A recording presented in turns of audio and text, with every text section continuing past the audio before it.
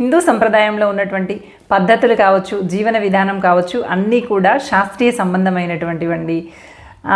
మీకు చాలాసార్లు డౌట్ వచ్చే ఉంటుంది గుళ్ళోకి వెళ్ళినప్పుడు శటగోపం ఎందుకు పెడతారు అని చెప్పి. శటగోపము అనేది షడగోప్యము అని అర్థం అనమాట. అంటే ఎవరికి వినిపించినంత చిన్నగా భగవంతుడి దగ్గర మన కోరికల్ని చెప్పుకోవడం అనమాట.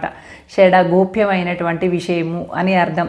దాన్నే శటగోపము అని చెప్పి అంటూ ఉంటాము. ఆ శటగోపము లోహాలతో చేసిందై ఉంటుంది, వెండి, రాగి వాటితో చేసిందై ఉంటుంది అనమాట.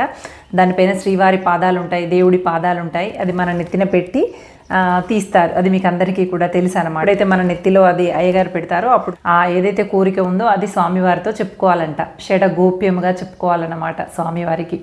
అది శటగోపము వెనక ఉన్నటువంటి రహస్యం అనమాట. ఇది ఆధ్యాత్మికమైనటువంటి భావన. మరి దీని వెనక ఉన్నటువంటి సైన్స్ ఏంటి అనేది కనుక చూసినట్లయితే, మన శరీరంలో నిత్యం విద్యుత్ ప్రవహిస్తూ ఉంటుంది. అది మీకు తెలుసు. Current shock కొట్టేటాలు